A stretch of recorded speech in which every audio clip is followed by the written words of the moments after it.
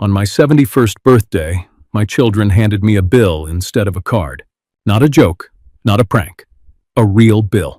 We were sitting in a crowded restaurant when my son slid a white envelope across the table and said, "Dad, we need to be practical tonight."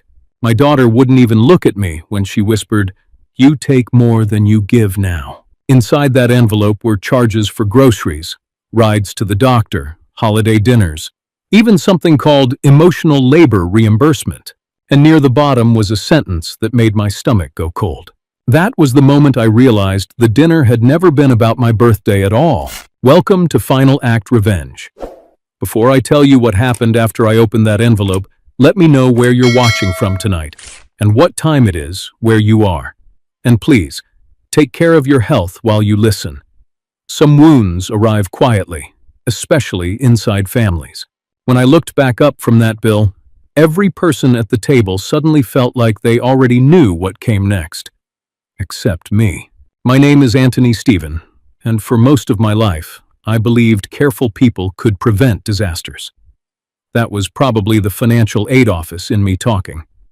I spent 32 years working at a community college in Milwaukee, helping exhausted adults fill out forms they barely understood because life had already worn them down before they ever reached my desk. Divorced fathers, single mothers, factory workers trying to retrain after layoffs, veterans who apologized every time they asked for help. You learn a lot about people when they slide paperwork across a table with shaking hands. Mostly, you learn that shame and money have always known each other. My wife Iris understood that better than I did. She worked at an elementary school not far from our neighborhood. Tiny office, peeling paint. A candy jar she kept full, even when we barely had enough grocery money ourselves back in the 80s. She used to say, "Children can hear financial stress through walls adults think are soundproof." That woman noticed everything.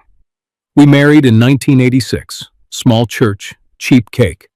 One borrowed suit that fit me so badly, my cufflinks kept twisting sideways in every photograph. We laughed through most of it anyway.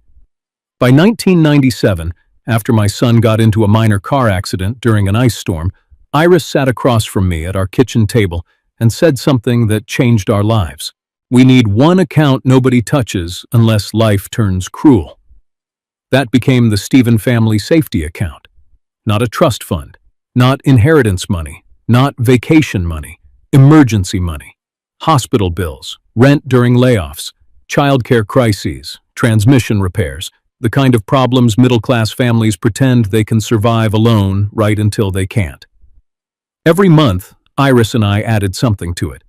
Sometimes $20, sometimes $200. During better years, more. I kept records in a brown notebook that still sits beside my kitchen window today. Iris teased me for it constantly. "You check grocery receipts like a detective hunting missing bananas," she'd laugh. She wasn't wrong, but she also trusted me with every dollar we saved because she knew I never confused money with power. To me, money was protection, quiet protection. The kind good parents try to build so their children sleep easier without ever realizing why. When the financial crisis hit in 2008, I started teaching budgeting classes at night for adults returning to school. Most of them were terrified. Some had lost homes. Some had lost marriages. A few had lost both. I always told them the same thing. A budget won't fix heartbreak, but panic gets more expensive when nobody's prepared. Funny thing is, I never imagined I'd someday need that advice inside my own family.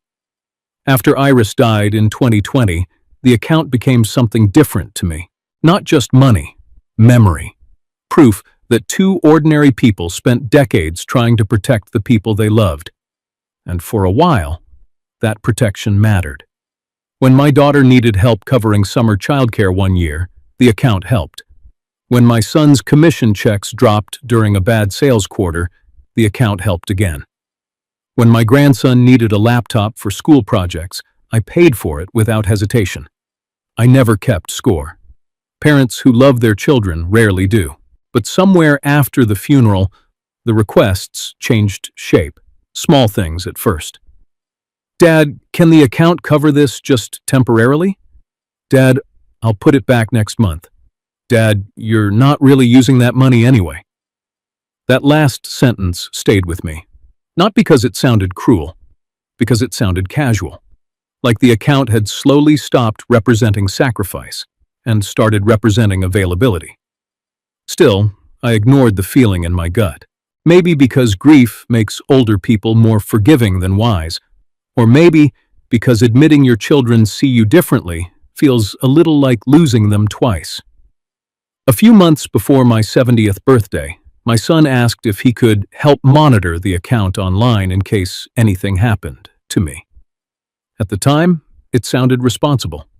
Looking back now, I think that was the first moment someone quietly reached for the steering wheel while pretending to adjust the radio.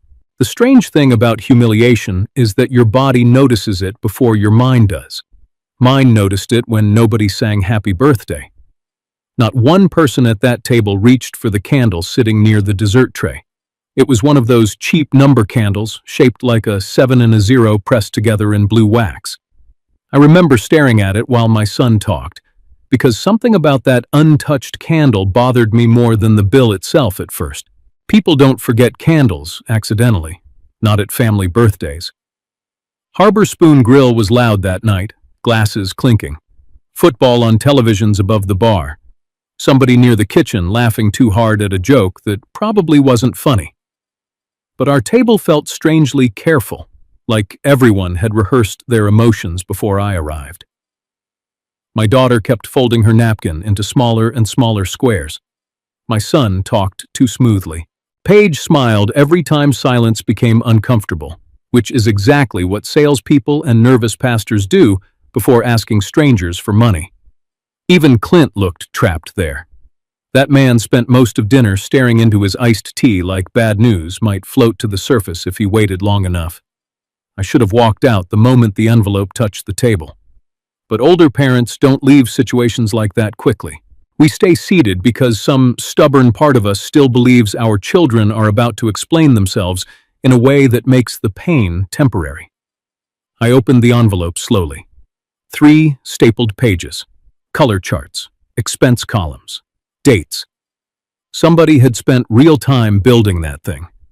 There were charges for grocery pickups after my blood pressure appointments, gas reimbursement for rides I never asked for, shared holiday meal costs, a canceled babysitting night because Kara once stayed home with me after I caught the flu the winter before. Then I saw another line. Emotional labor reimbursement. I actually blinked twice at that one. Not because I didn't understand the words, because I understood them perfectly.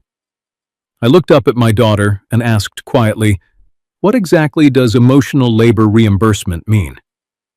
Kara crossed her arms immediately, defensive, exhausted. "It means people get tired too, Dad." There was real hurt in her voice. That's what made it dangerous. She didn't sound cruel. She sounded justified. My son leaned forward before I could answer. "Nobody's attacking you here," Warren said. "We're just trying to look at things honestly." Honestly.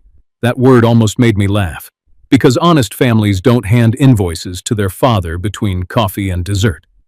Paige finally slid a pen toward me. "Anthony, this is about stability," she said softly.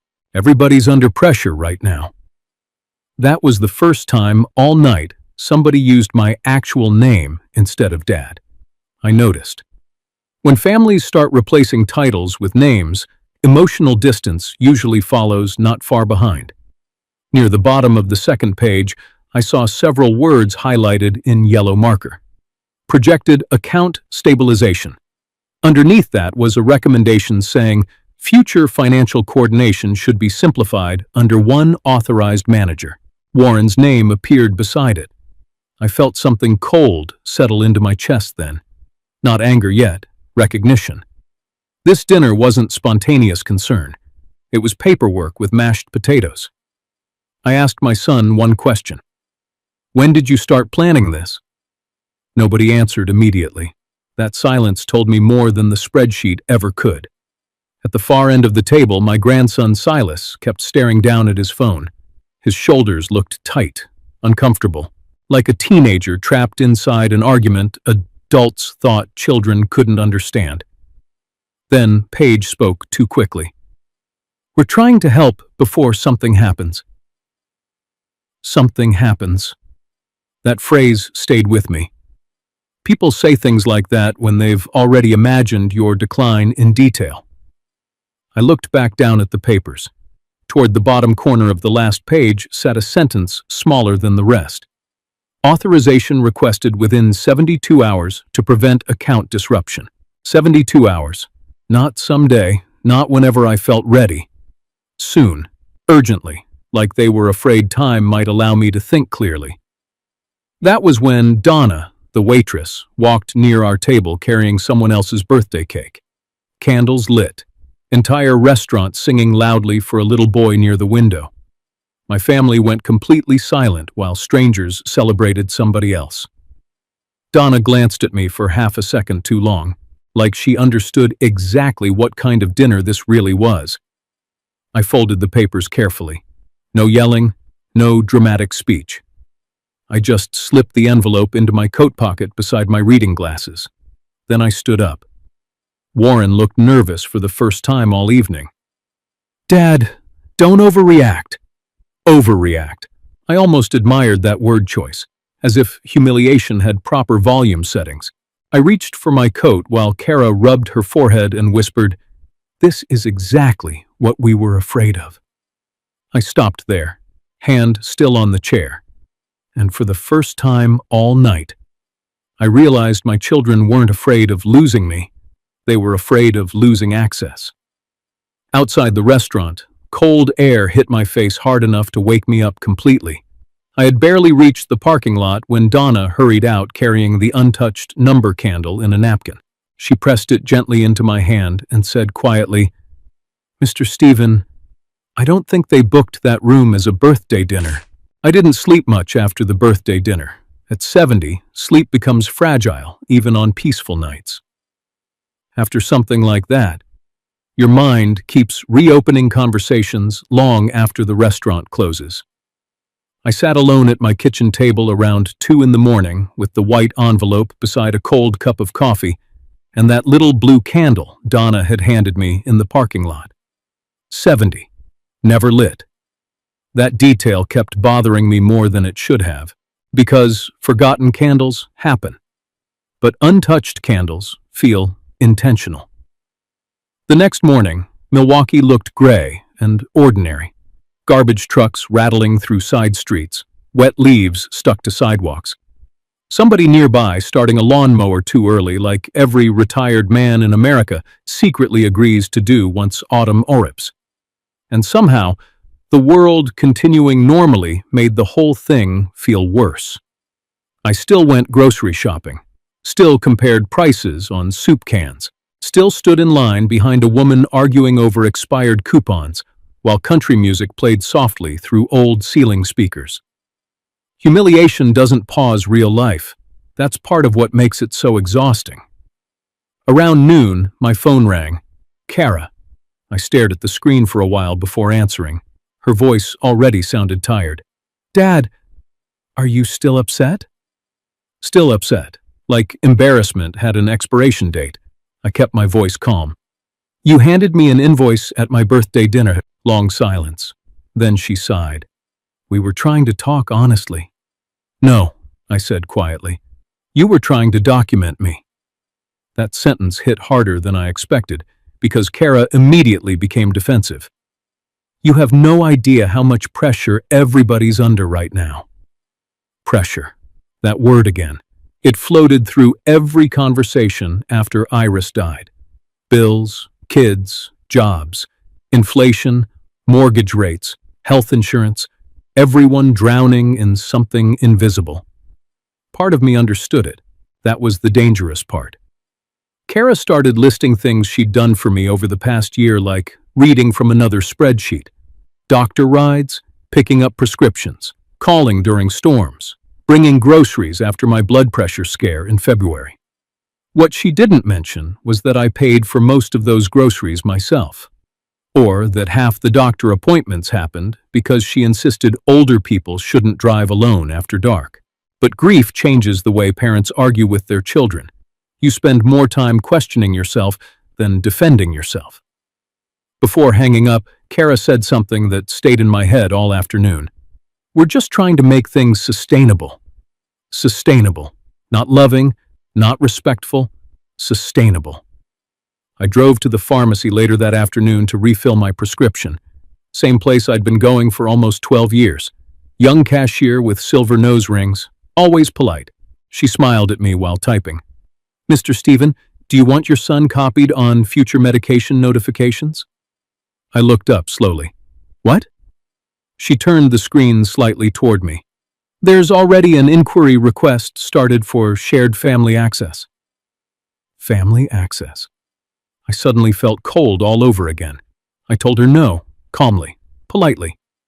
Then I sat in my car for nearly 10 minutes afterward, staring through the windshield while rain slid down the glass. That was the moment I started understanding this thing had moved beyond one ugly dinner. Someone was building a system around me. 2 days later, Warren came by the house carrying coffee and a paper bag from a bakery Paige liked downtown. Blueberry scones. Iris used to love those. That almost made me angry. He walked through the kitchen talking too casually, looking at mail stacked near the toaster, glancing toward the brown notebook beside the window. House feels colder lately, he said. It's Wisconsin. He smiled at that, small, careful. For a few minutes, he acted like nothing had happened. Sports talk, weather, rising gas prices, the kind of conversation men use when they're circling something uncomfortable. Then he finally sat down across from me and slid another folder onto the table. Family Continuity Proposal. Even the title sounded corporate. Inside were printed pages about shared account oversight, secondary authorization, emergency transition procedures, spending visibility, debit access backups, not suggestions, structures. I flipped through the pages quietly while Warren talked. At your age, accounts get complicated, Dad. I looked up at him. Complicated for who? That stopped him for a second. Then he leaned back and rubbed both hands together. Nobody's trying to take anything from you. That sentence usually means the opposite. I kept turning pages until I reached a yellow sticky note attached near the back. Maybe Warren forgot it was there. Maybe he never saw it. But I did. Written in Paige's handwriting were 6 words. Dad never notices small charges anyway. I read that line 3 times, not because I misunderstood it, because suddenly dozens of little transactions from the last 2 years started rearranging themselves in my memory, like furniture in a dark room finally hit by light. Before Warren left, he stood near the doorway holding his coffee cup too tightly. You know we're just trying to help, right? I nodded slowly, but after he drove away, I walked back to the kitchen table and opened the folder again. That was when a folded receipt slipped out from between the pages and landed beside the untouched birthday candle. Duplicate debit card request. Account name, Stephen Family Safety Account. And for the first time since Iris died, I realized my children weren't asking me to trust them. They were preparing to function without my permission. 3 days after my birthday dinner, I walked into the St. Vincent thrift store carrying a box of old budgeting books I no longer used. Retirement teaches you strange things about possessions. One day you wake up and realize half the items in your house are just physical reminders that time moved faster than expected. The thrift store smelled like dust, cardboard, and old winter coats, same as always. Volunteers sorting donated dishes near the back, somebody testing a broken lamp beside the register, a radio quietly playing 70s rock through static. And standing behind the counter was Mavis Trent. Mavis had been doing volunteer bookkeeping for churches, food drives, and community sales for so many years that people joked she probably balanced her grocery list against inflation trends before breakfast. She saw me walk in and immediately stopped smiling. That got my attention. "Morning, Anthony," she said carefully. Too carefully. I set the books down. Morning. She glanced around the store first. That part mattered.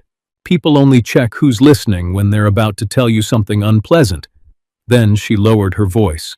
You got a minute? We stepped behind the sorting area near a stack of donated baby clothes and broken coffee makers. Mavis crossed her arms tightly before speaking. I almost called you after your birthday dinner, she said. A cold feeling moved through my stomach again. How do you know about that? Paige was here last week. That answer came fast. Apparently, Paige's bakery printer had stopped working, so she used the thrift store office printer instead. Mavis handled the supply room keys and saw everything Paige left sitting near the copier. Charts, tables, expense sheets, color-coded, prepared. Mavis shook her head slowly. She called it an intervention packet. I didn't say anything, mostly because I suddenly understood why nobody at that restaurant looked surprised when the envelope appeared. Mavis continued quietly. She printed multiple copies, Anthony. One for Warren, one for Kara, one for Clint too, I think. Multiple copies. That detail hurt more than I expected. A family argument happens emotionally. A coordinated packet happens strategically. Mavis reached into a folder beside the donation bins and pulled out a single stapled page.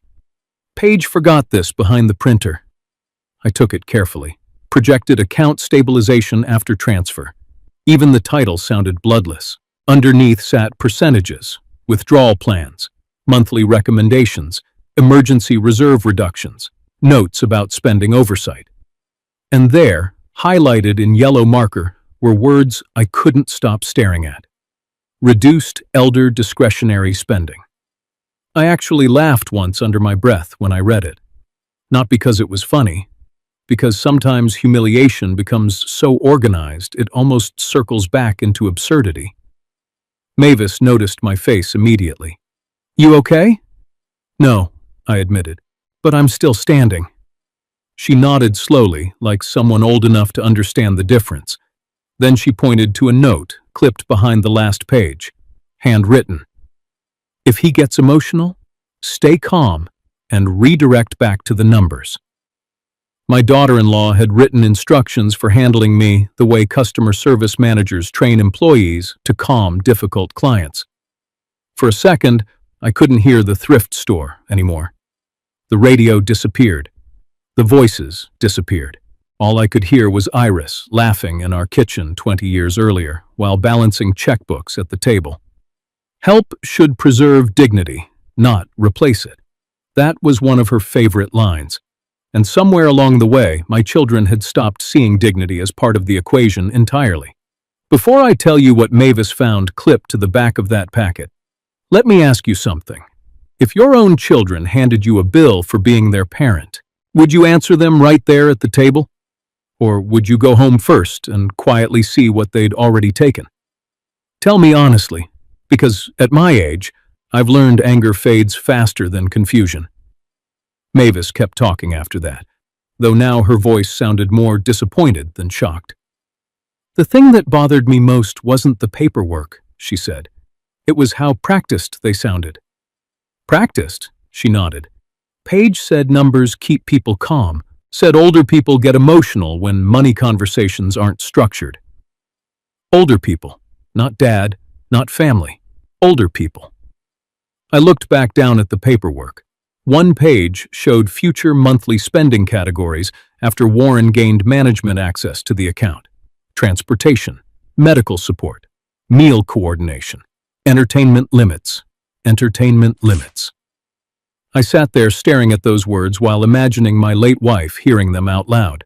Iris, who once skipped buying herself a winter coat so Kara could attend summer reading camp with her friends.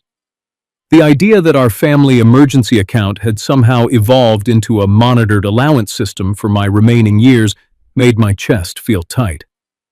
Then Mavis said something I still think about. You know, your son didn't look comfortable. That surprised me. She explained Warren kept pacing near the printer while Paige organized pages. At one point, he quietly asked, "Do we really need to present it during dinner?" Present it. like humiliation was part of the evening agenda. Paige apparently answered without looking up from the papers. If we do it privately, he'll avoid the conversation again. Again. That word told me they'd already convinced themselves I was the obstacle. Not the behavior, not the greed. Me. I folded the papers carefully and slipped them into my coat beside the untouched birthday candle Donna had given me. 2 objects now. One proving they forgot to celebrate me, the other proving they planned not to. As I turned to leave, Mavis stopped me one more time. There's something else. She handed me a yellow sticky note barely larger than a credit card. Written in Paige's handwriting were 7 words. Dad never notices small charges anyway. I stared at that note for a long time. Then I finally understood why my son kept asking about online access, why the 72-hour deadline mattered, why everyone at dinner sounded rehearsed instead of emotional. The envelope hadn't been created to express frustration. It had been designed to make me surrender management voluntarily. And suddenly, the most painful part of that birthday wasn't the bill anymore. It was realizing my children had mistaken kindness for blindness. The first real lie families tell about money is that it's only about money. It never is. Money keeps score long after people pretend they've forgiven each other. It remembers sacrifices children were too young to notice, and resentments adults are too embarrassed to admit out loud. A week after my birthday dinner, I finally sat down with the brown notebook Iris and I had kept since 1997. I hadn't opened it in months, maybe longer. The cover still smelled faintly like old paper and coffee grounds because Iris used to leave it near the kitchen counter while making breakfast. Tiny things survive people in strange ways. Outside, rain tapped softly against the windows while I spread account statements across the dining table 1 page at a time. At first, I told myself I was only checking numbers to calm down. That was not true. Deep down, I think I already knew I was searching for proof my instincts hadn't betrayed me.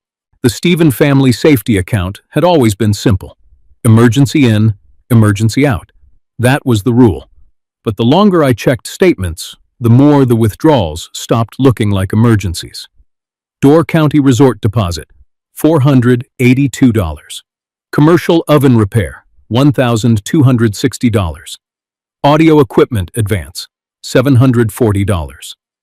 Streaming services, bundle renewal, SUV, down payment assistance, family wellness retreat, wellness retreat. I actually removed my glasses after reading that one because I thought maybe I'd misunderstood it. I hadn't.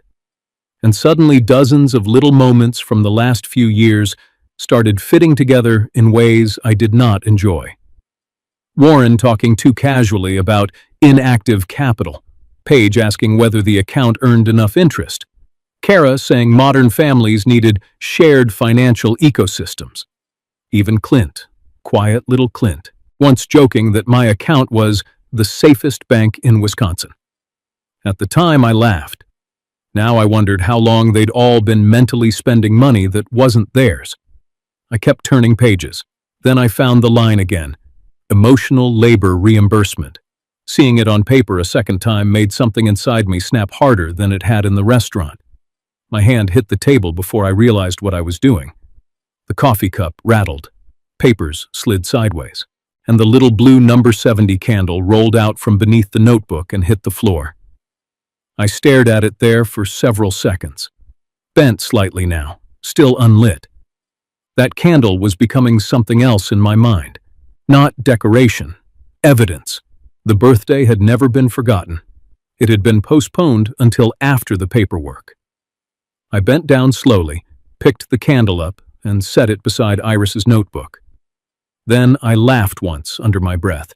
If grief paid hourly, I said to the empty room, I'd be richer than all of them. That sounded like something Iris would have rolled her eyes at, which only made the silence afterward feel heavier. The next afternoon, I drove to the community reading center, where Iris volunteered before her heart problems got worse. Small brick building, faded mural outside. Children's drawings taped unevenly across the hallway walls. Some places still carry the emotional fingerprints of good people long after they're gone. Mrs. Delgado, the program director, hugged me when I walked in. "Anthony, we haven't seen you in weeks." "I've been busy being elderly, apparently." That made her laugh harder than the joke deserved. Inside the reading room, 3 kids sat sharing old laptops with cracked plastic corners held together by tape. One little girl struggled to log into a learning program while apologizing every 30 seconds, like the computer problems were somehow her fault. Iris used to hate that. Children apologizing for circumstances adults created. Mrs. Delgado quietly explained the center had lost grant funding during the summer. "We're surviving," she said, "but barely." Surviving. Everybody seemed to use that word lately. While she spoke, a little boy near the bookshelf looked up at me and asked, "Did your wife really buy books for kids she didn't know?" I smiled before answering. She thought strangers deserved chances too. The boy nodded, like that made perfect sense. Children usually understand generosity faster than adults do. On my drive home, I couldn't stop thinking about the account. Not the money, the purpose. Iris and I built that account so nobody in our family would panic during hard times. Somewhere along the way, panic quietly transformed into entitlement. That realization hurt more than the missing money ever could. That night, Warren called again. This time, his voice sounded impatient beneath the politeness. "Dad, did you look over the continuity proposal?" I looked, and I'm still thinking. He exhaled sharply. "We really need to stabilize things before they get complicated." There was that word again. Stabilize. Like my existence had become a management issue. I asked him one simple question. "How bad are things financially?" Long silence. Too long. Finally, Warren answered carefully. "Business has been rough." That wasn't the truth. That was a hallway leading toward it. After we hung up, I reopened the statements and searched specifically for larger withdrawals connected to Warren's timeline. That was when I saw it. A commission advance repayment balance tied to his dealership account, large enough to sink him if sales kept dropping through winter. Suddenly, pieces clicked together faster. The urgency, the authorization request, the 72-hour pressure, the duplicate debit card inquiry. My son wasn't just afraid, he was cornered and cornered. People often convince themselves survival excuses behavior they'd once call shameful. I sat there long after midnight, reading through transaction records until my eyes started hurting. Then I found something else. An email confirmation, scheduled consultation request with Lakeview Community Credit Union. Topic: Elder Account Transition Procedures, requested by Warren Stephen. The meeting date had already been booked. No discussion with me, no permission, no agreement. My son wasn't waiting to see whether I trusted him anymore. He was already preparing for the day my signature stopped mattering. I waited 2 more days before going to Lakeview Community Credit Union. Not because I was afraid of what I'd find, because part of me still hoped there was some explanation that could shrink all this back down into ordinary family misunderstanding. That's the problem with loving your children for decades. Your heart keeps trying to negotiate with evidence long after your mind has already reached a verdict. The credit union sat on the corner of an old brick shopping plaza, beside a dry cleaner and a dentist office that still had faded Christmas decals on the windows, even though winter was almost over. Small place. Familiar place. Iris and I opened the family safety account there in 1997, while Warren waited in the lobby, eating stale peppermints from a glass bowl. Nora Pike met me in her office near the back hallway. She looked exactly the same as she had for years. Silver hair cut neatly above the shoulders, reading glasses hanging from a chain around her neck. The kind of woman who could explain mortgage terms during a tornado without raising her voice once. When she saw me, her expression softened immediately. "Anthony." "Nora." She closed the office door gently behind me. That tiny gesture made my stomach tighten. People only close doors softly when they're trying not to alarm you. I sat down across from her while rain tapped lightly against the office window. Same weather Milwaukee always seems to recycle when life gets heavy. For a minute, neither of us spoke. Then Nora folded her hands together carefully. "I've been expecting you." That sentence landed harder than it should have. I set the white envelope, the printed packet from Mavis, and the duplicate debit card receipt onto her desk one item at a time. Nora looked at all of it without surprise. That scared me more than anger would have. Finally, I asked the question directly. "What exactly has my son been asking for?" Nora took a slow breath before answering. He requested information regarding secondary authority transition, elder account continuity, and shared emergency oversight. Everything sounded so professional. That was the frightening part. Nobody ever says control anymore. They say continuity, oversight, stabilization, words polished smooth enough to hide teeth inside them. I leaned back in the chair slowly. "Did he tell you I was unable to manage my finances?" "No." "Did he imply it?" Nora hesitated. That hesitation answered me before she spoke. "He said he was concerned about long-term preparedness." Preparedness. Another clean word carrying dirty intentions. I looked down at my hands for a moment. Old hands now. Veins more visible than they used to be. Fingers slightly stiff in cold weather. Hands that built spreadsheets, fixed leaking sinks, carried sleeping children from cars to beds after long nights. Apparently now, they looked fragile enough for someone else to take the steering wheel. Nora opened a thick account file from her desk drawer. "Anthony, I need to explain something clearly." I nodded. "The Stephen family safety account is not structured as inheritance distribution property." I stared at her. "What?" She turned several pages toward me. Back in 2015, after Warren had struggled through a difficult sales year, and Kara temporarily lost childcare coverage during a school closure, Iris insisted the account guidelines be updated. Not legally flashy, just precise. Nora slid a handwritten page across the desk. I recognized Iris's handwriting immediately. Tight loops, sharp corners on capital letters, tiny coffee stain near the bottom left edge. My chest hurt the second I saw it. The note read, "Emergency support only, not lifestyle maintenance, not expansion capital, not convenience spending, and never at the cost of dignity." I had forgotten she wrote that, or maybe grief simply buried it somewhere I stopped looking. Nora spoke softly while I kept staring at the page.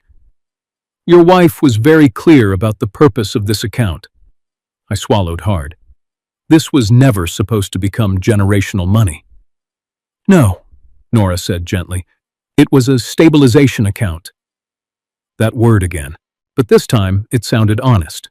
Not for comfort, not for luxury, not for entitlement, for survival. Suddenly, dozens of conversations from the past few years rearranged themselves in my head all over again. Warren calling the account inactive capital. Paige discussing better uses for the money. Kara asking whether I really needed that much sitting untouched. Untouched. As if restraint itself had become offensive. Nora kept going. "Some recent withdrawals concern me, Anthony." She showed me highlighted statements. Resort deposits, business expenses, equipment financing, recurring entertainment subscriptions. Nothing catastrophic individually, but together they painted a pattern that looked less like emergency support and more like gradual normalization. Slow enough nobody would confront it directly. I rubbed my forehead. I should have stopped this earlier. Nora surprised me then. "No," she said firmly. "You trusted your children." That sentence nearly broke me more than the betrayal itself. Because she was right. I wasn't stupid. I wasn't confused. I was hopeful. And older people sometimes cling to hope longer than pride because losing faith in your own family feels like losing part of your identity. Nora opened another file. There's more. Inside sat a printed inquiry Warren submitted 3 weeks earlier. requested information, elder vulnerability procedures, emergency authorization pathways, continuity transition standards. I read the words twice, then 3 times. A cold feeling spread through my chest, so slowly it almost felt calm. My son had not been improvising after that birthday dinner. He'd been researching systems, researching process, researching ways older people gradually lose ownership without dramatic fights. And suddenly the untouched candle in my kitchen no longer felt symbolic. It felt procedural. Nora's voice softened again. I don't think your son sees himself as a bad person. I laughed quietly at that. Most dangerous people don't. She didn't argue. Instead, she slid one final page toward me, a summary breakdown of account usage over the last 5 years. I stared at the percentages in silence. Only 4% of withdrawals belonged directly to me. 4. The rest had gone toward children, grandchildren, emergencies, businesses, repairs, support. Iris and I spent nearly 30 years building protection for the family, and somehow I'd become the one accused of taking too much. For several seconds I couldn't speak at all. Then I finally asked the question sitting beneath everything else. What happens if I close the account? Nora studied me carefully before answering. You can freeze secondary requests immediately. And after that? You can redirect the remaining funds legally. To where? She glanced once toward Iris's handwritten note, then back at me. Anywhere consistent with the account's original purpose. Children, stability, opportunity, not entitlement. I thought about the reading center, the cracked laptops, the little boy asking whether strangers deserved books too. And for the first time since that birthday dinner, I felt something besides humiliation, clarity. Before I left, Nora handed Iris's handwritten guideline page back to me inside a protective folder. At the bottom, beneath all the account rules, my wife had added one final sentence in smaller handwriting I'd somehow forgotten existed. If this account ever damages the dignity of the people it was meant to protect, close it. I sat in my truck for almost 20 minutes afterward holding that page in both hands while rain blurred the parking lot outside. Then my phone buzzed. Warren. I watched it ring without answering. A second later, another message appeared. Dad. We already scheduled the continuity meeting for Thursday. Scheduled. Already. Not asking. Planning. And that was the moment I realized my son wasn't preparing to help manage my future anymore. He was preparing for the day my permission became optional. There's a specific kind of loneliness that only appears after you realize people have started discussing your future like you're no longer fully inside it. Not dead, not gone. Just slowly being moved to the edge of your own life. That feeling settled over my house during the week after the bank meeting, quietly, like dust. Warren kept texting about the continuity appointment. Kara stopped calling altogether. Paige suddenly became overly polite in every message, which somehow felt worse than open hostility. Even Clint sent one awkward text asking if I was doing okay emotionally. Funny how people become deeply interested in your emotional condition once money gets involved. The hardest silence came from Silas. My grandson usually sent me videos constantly, dumb school jokes, half-finished trumpet songs, clips from old movies he thought I'd like. After the birthday dinner, nothing. That hurt more than I expected. Children often disappear when adults turn family into strategy. A few nights later, I sat alone at the dining table with Iris's handwritten guideline page spread open beside the brown notebook. Rain tapped softly against the windows again. Milwaukee seemed trapped in permanent gray lately. I kept rereading one sentence. If this account ever damages the dignity of the people it was meant to protect, close it.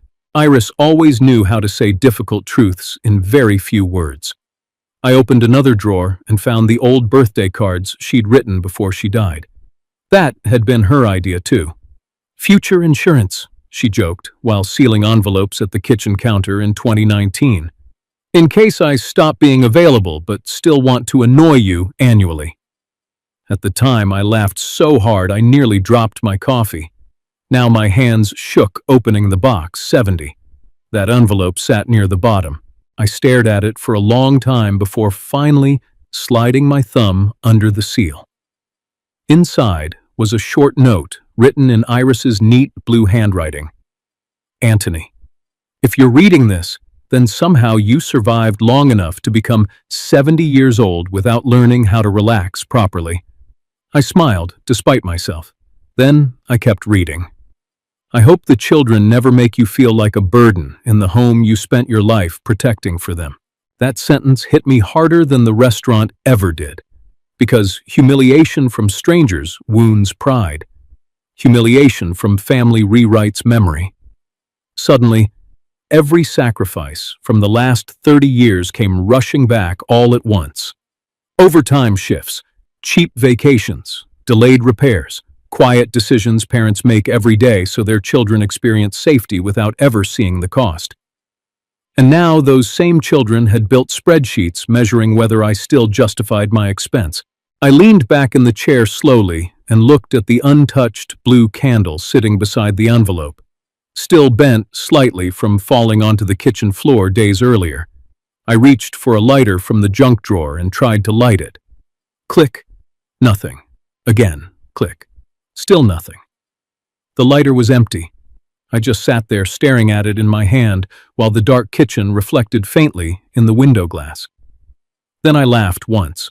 Small, tired, almost embarrassed. A 70-year-old man trying to light his own birthday candle alone nearly 2 weeks late. That image would have broken Iris's heart. My phone buzzed suddenly across the table. Kara. I almost ignored it. But something in me still wanted one honest conversation before everything became irreversible. I answered quietly. Hi. She sounded exhausted immediately. Dad, Warren says you froze the consultation process. I postponed it. Long silence. Then her voice hardened slightly. You're making this harder than it needs to be. There it was again. Not painful. Inconvenient. I asked her something I'd been carrying for days. When did you start thinking of me as a financial problem? Kara inhaled sharply. That's not fair. No, I said softly. You billed me for emotional labor. For several seconds, all I heard was breathing on the other end. Then she finally snapped. You have no idea how much pressure everybody's under since Mom died. The second she said it, I heard the truth buried underneath. Not grief. Resentment. Because after Iris died, the emotional center of the family disappeared. Holidays became harder, childcare became harder, financial emergencies became louder, and somewhere in all that chaos, my children quietly started treating the family safety account less like emergency protection and more like inherited infrastructure. Kara's voice cracked slightly. We're tired too, Dad. That almost broke me. Because she wasn't lying. That's what made this whole thing so ugly. Nobody at the center of it thought they were villains. They thought they were overwhelmed people adapting to modern life. But exhaustion does dangerous things when paired with entitlement. It slowly convinces decent people they deserve access to whatever keeps them comfortable. Before hanging up, Kara said one final sentence that sat in my chest long after the call ended. Silas doesn't need to hear Grandpa turning into a bitter old man. Then she disconnected. I stayed at the table for a long time afterward, staring at Iris's birthday card. Bitter old man. Maybe that's what every aging parent fears becoming eventually. Not unloved, just inconvenient enough for compassion to sound expensive. Around 11 that night, my phone rang again. Unknown number, I answered carefully. Mr. Stephen? It was Donna, the waitress from Harbor Spoon Grill. Her voice sounded nervous. I hope this isn't inappropriate, but I think you deserve to know something. I sat up straighter immediately. What is it? Silence first. Then Donna lowered her voice. Your daughter-in-law didn't reserve a birthday dinner that night. Cold spread through me instantly. What? She reserved the private room as an expense meeting. For several seconds, I genuinely could not speak. Donna kept talking quietly. She left detailed instructions with management. I grabbed a pen automatically. What kind of instructions? I heard paper moving on her end of the line. Then Donna read directly from the booking notes. Delay cake until after paperwork discussion. Bring envelope before candles. Keep room private and uninterrupted. My stomach turned. The birthday had not been ruined accidentally. It had been staged. Every silence, every speech, every missing candle, planned. Donna hesitated again before adding one last detail. There's something else, Mr. Stephen. I closed my eyes. What? Her answer came softly enough to almost disappear into the static. Your son asked management whether the room's security cameras were working that night. And in that moment, sitting alone beside an unlit candle and a dead lighter, I finally understood the most painful truth of all. My birthday dinner wasn't arranged to celebrate me. It was arranged to document me. I barely slept after Donna's phone call, not because I was shocked anymore. Shock had already passed. What kept me awake was something quieter. The realization that every uncomfortable feeling I'd tried to dismiss over the last 2 years had probably been my instincts begging me to pay attention. At some point during the night, I carried everything onto the dining table. The white envelope, the untouched blue candle, the brown notebook, the copied bank statements, Donna's handwritten reservation notes, Mavis's printer pages. Spread across the table, they no longer looked like isolated moments. They looked organized. That was the worst part. Families are supposed to wound each other emotionally by accident, through stress, through pride, through bad timing and exhaustion. But systems are different.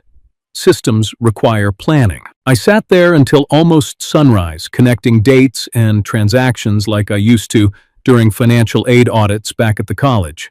Funny thing is, when you spend 30 years reviewing paperwork, eventually you stop trusting what people say and start trusting patterns instead.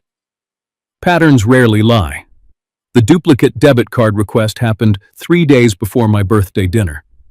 The continuity meeting had already been scheduled before anyone handed me the bill. The reservation instructions mentioned paperwork before cake. And the 72-hour deadline suddenly made perfect sense. Pressure creates urgency. Urgency prevents reflection. Somewhere along the way, my children stopped approaching me like family and started approaching me like a process problem. That realization should have made me furious. Instead, it made me tired, deeply tired. Around 9 in the morning, I called Nora Pike again. She answered immediately. Anthony? I need to ask something difficult. Go ahead. I stared at the stack of evidence while speaking. If somebody wanted to slowly position an older parent as financially incapable without openly accusing them, what would that look like? Long silence. Then Nora answered carefully.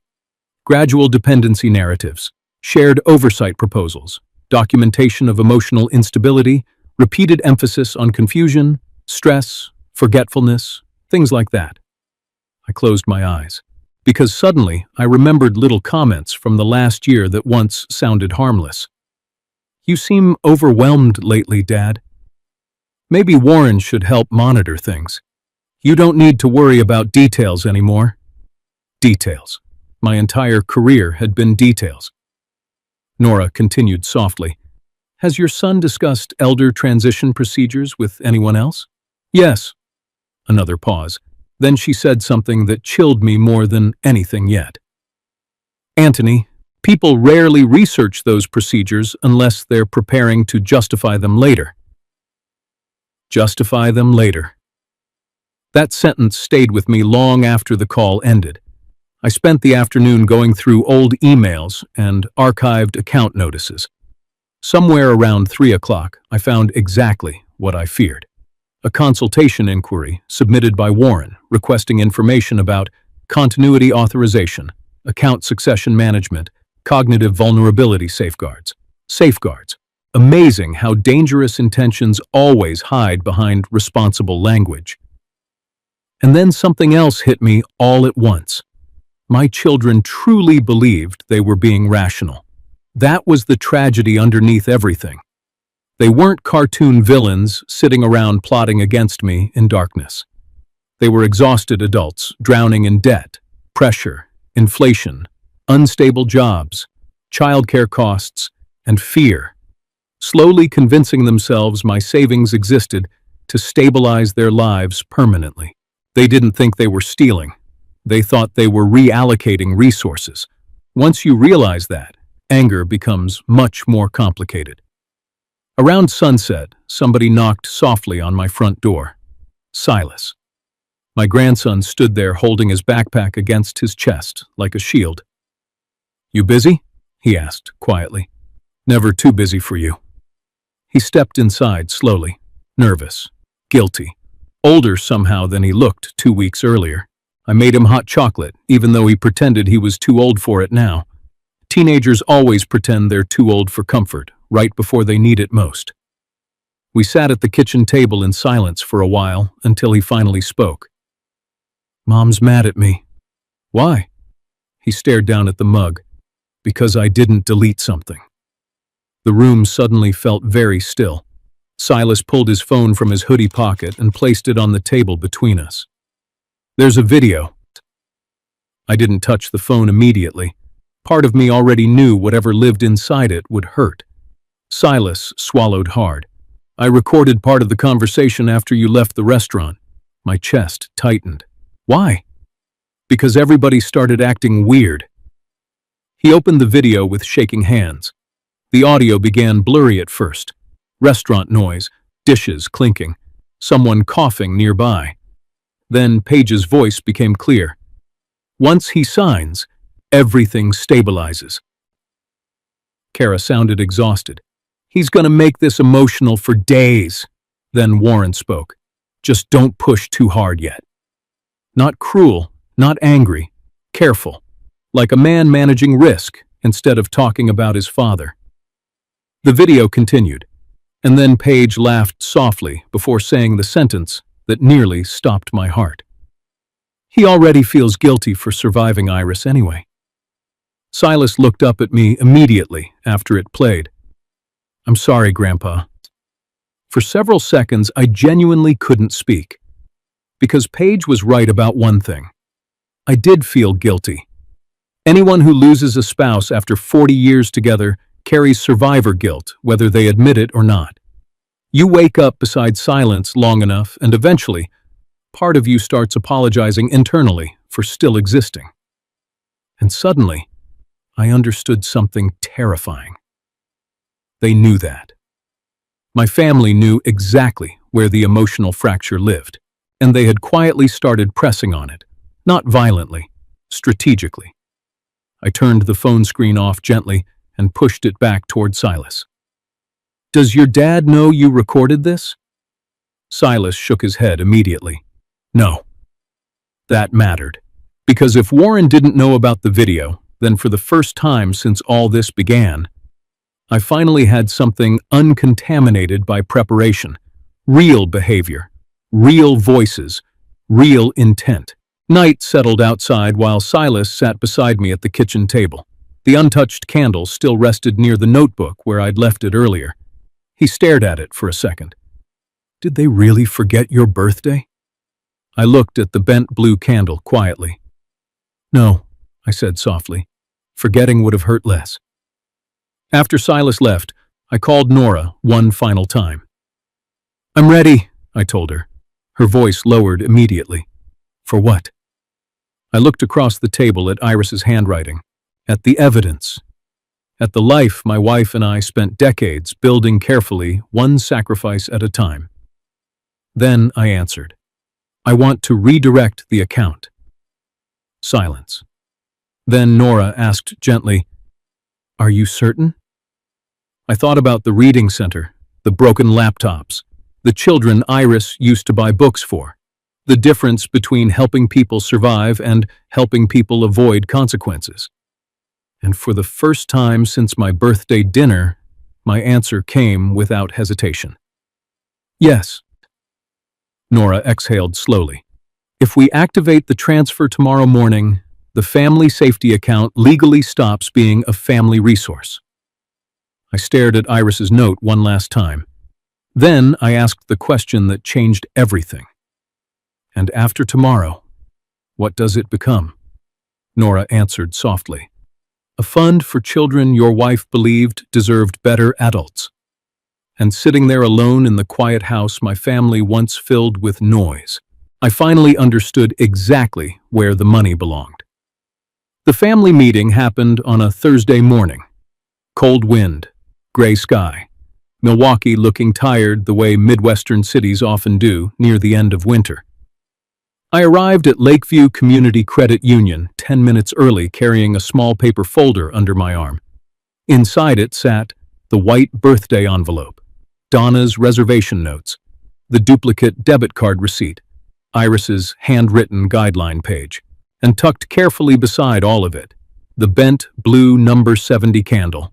I don't know why I brought it, maybe because objects remember things people try to rewrite. When I walked into the conference room, Warren stood immediately. Dad, thanks for coming. Too polite again. Kara sat near the far end of the table, rubbing both hands together anxiously. Clint looked like he hadn't slept. Paige had already arranged printed paperwork into neat stacks, like she was preparing for a business presentation instead of a family conversation. Only Nora Pike looked calm. That should have warned everyone except me. Warren started talking before I even sat down. This doesn't have to become a bigger issue. Issue. Funny word for betrayal. I took my seat slowly. Nobody mentioned my birthday. Nobody mentioned the bill. That silence alone told me exactly how ashamed they actually were beneath all the justification. Paige slid a packet toward me. Anthony, we simplified the authorization structure. Again with my name. Not Dad. Never Dad anymore, once paperwork entered the room. I opened the packet carefully without reading it. Then I looked directly at Warren. One question first.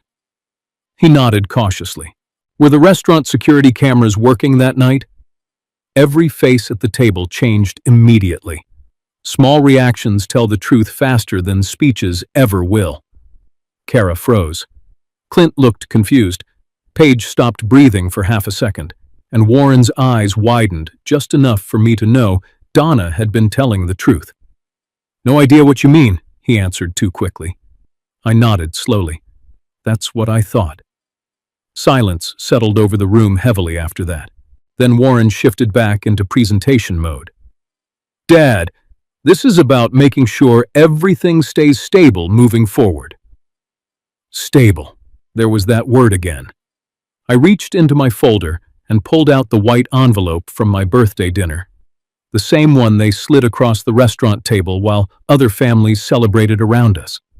I placed it gently in the center of the conference table. Nobody touched it. You remember this?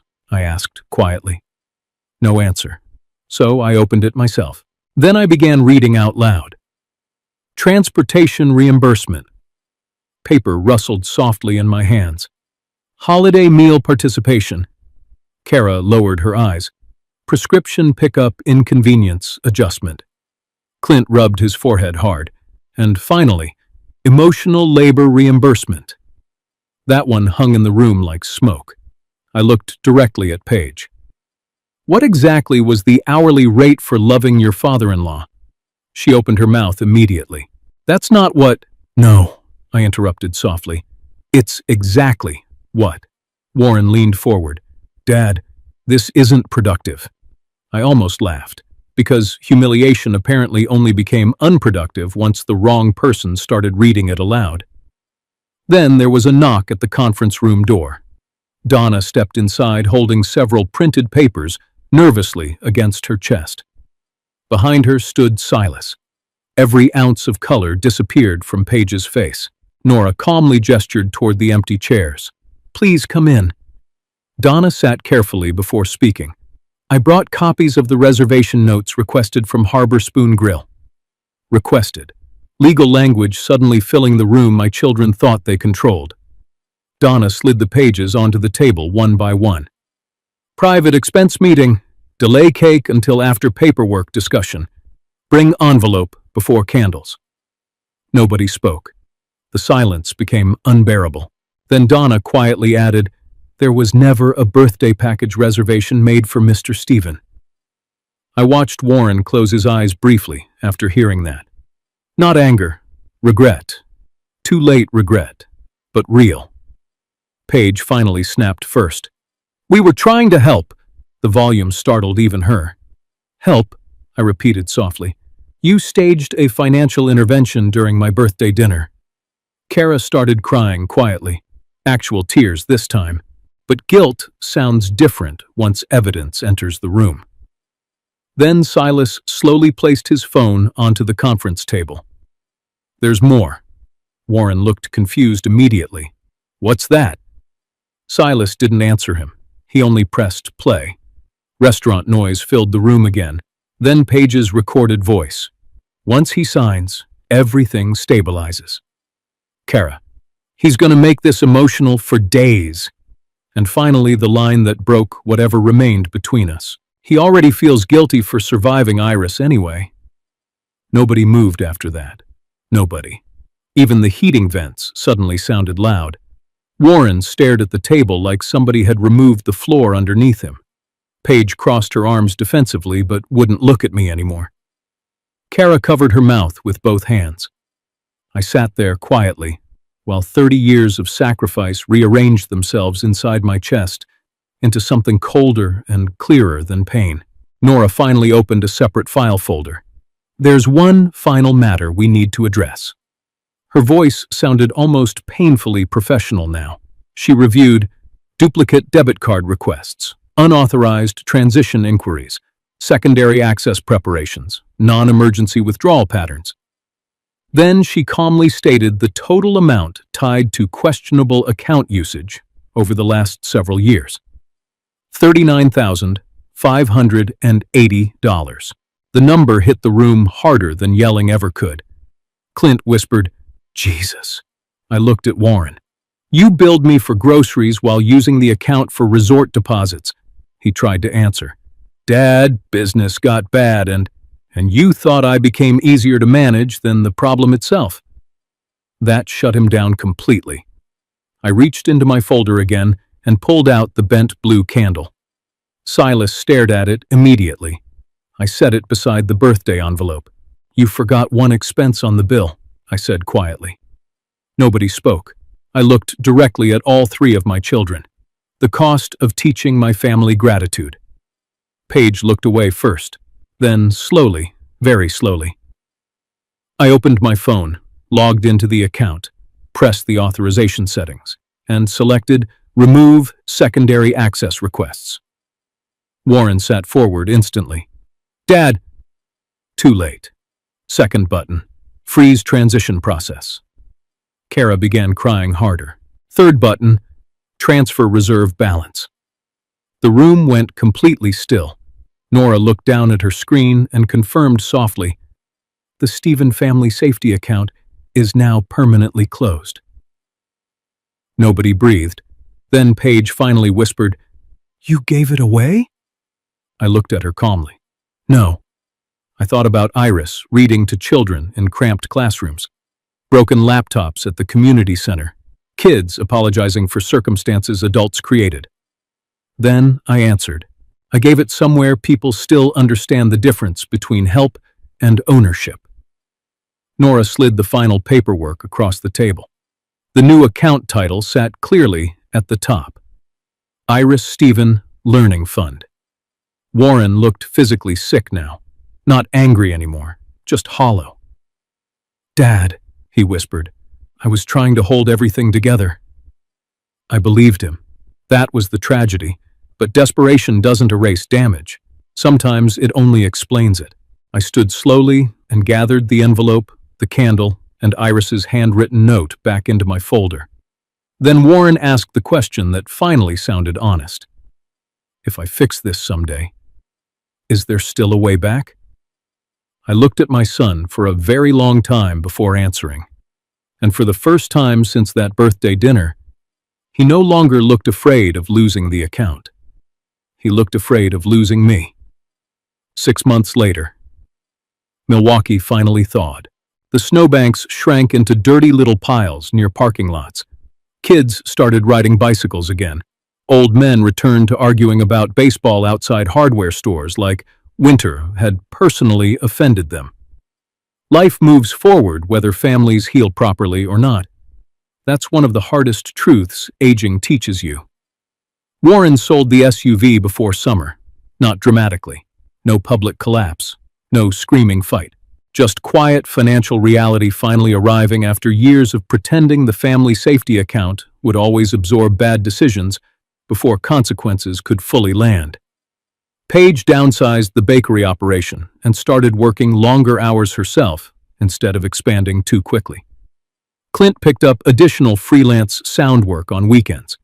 Kara entered therapy after months of stress and panic attacks she'd hidden from everybody. Nobody's life was destroyed. And honestly, I never wanted that. People think revenge stories are about punishment. Most older people know better.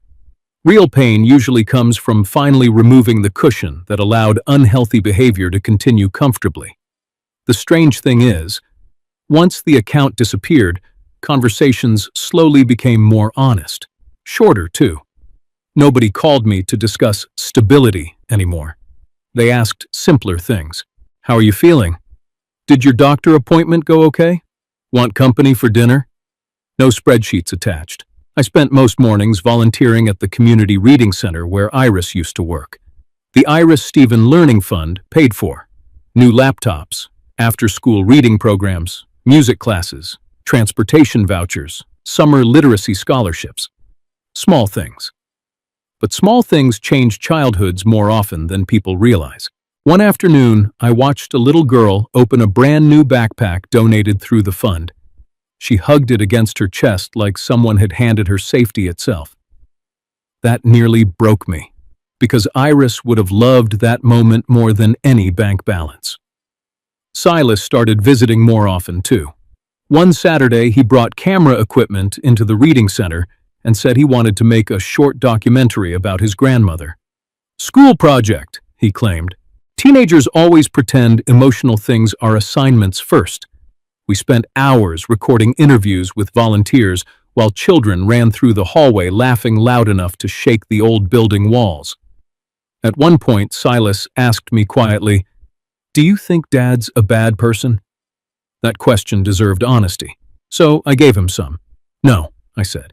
"I think your father got scared and slowly started confusing access with love." Silas nodded like he'd already suspected that answer. Before leaving that afternoon, he placed a cupcake on the table beside me. Blue frosting, and stuck gently into the center was a new candle. 71. This time, it was lit. For a few seconds, I just stared at it. Then Silas smiled slightly and said, "Grandma would probably yell at us for almost setting library paperwork on fire." I laughed harder than I had in months. Real laughter. The kind grief rarely allows older people to keep for long. Warren started calling regularly after that, never about money. Sometimes we only talked 5 minutes, weather, baseball, his back pain getting worse, mine too. One evening, he finally said the thing I think had been sitting inside him since the credit union meeting. "I stopped seeing the account as yours." I stayed quiet. Then he added softly, "And somewhere along the way, I stopped seeing how humiliating that became." That mattered. Not because it erased anything, because accountability without excuses is rare, especially inside families. Kara mailed me a birthday card the following winter. No restaurant reservation, no awkward group dinner, no speeches pretending concern was kindness, just a simple handwritten sentence inside. "Happy birthday, Dad. No paperwork this year." I cried after reading that. Not because it fixed everything, because healing usually enters quietly after enough damage finally exhausts everybody involved. The truth is, I still love my children. That never stopped. But love and access are not the same thing. Older parents confuse those two ideas at their own risk. Sometimes helping too long prevents the people you love from becoming accountable adults. And sometimes guilt makes aging people surrender dignity little by little because their terrified boundaries will look selfish. I don't believe that anymore. I think protecting your dignity teaches your family how to treat you long after your usefulness changes. A few weeks ago, I reopened Iris's final handwritten note one last time. At the very bottom, beneath all the account instructions, she had added something I somehow overlooked for years. The people who truly love you will never measure your worth by what you cost them. I folded the paper slowly after reading it. Then I looked around the reading center at children using laptops, bought through the fund my family once believed belonged entirely to them. And honestly, for the first time since Iris died, the money finally felt like it was doing exactly what we created it to do. Helping people without humiliating them. Thank you for spending this time with me today. Please tell me in the comments where you're watching from and what time it is where you are tonight.